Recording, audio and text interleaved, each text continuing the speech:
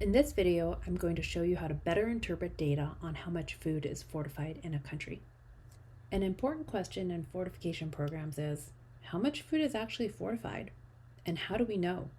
You'll often hear this called fortification compliance or quality. First off, it's important to know that there's not a lot of information about how well foods are fortified after they become mandatory.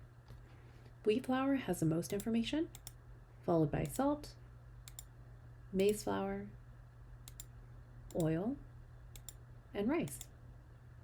Let's look at the data type filters. There are three options: compliance, quality, and expert opinion.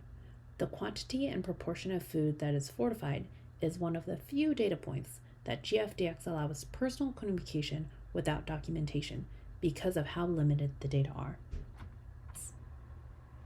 So what's the difference between these three? If you scroll beneath the visualization, you'll see GFDX's definitions. Compliance refers to whether the data have been collected as part of monitoring activities by a regulatory authority and measured against the national standard. Quality, on the other hand, refers to data that have been collected by non-regulatory authorities. This may be nonprofits, universities, civil society, for example. Typically, the information that GFDX extracts out of this data is the percent of food that is fortified to any level. An expert opinion is exactly that, the opinion of a national stakeholder who has some information about fortification in that country. It may be a miller who has their own private sector data, or a Ministry of Health official who can't publicly share monitoring reports. We include this type of data, even though it has flaws, so that we can be inclusive and transparent about our data sources. If we look at compliance only for wheat flour, we can see that even within the compliance category, there are different methodologies that countries follow to measure compliance, which can really affect data quality.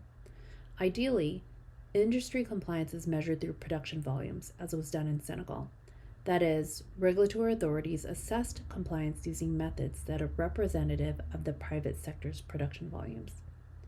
When volumes aren't possible, industry compliance is often extrapolated using market share data, as was done in Kyrgyzstan.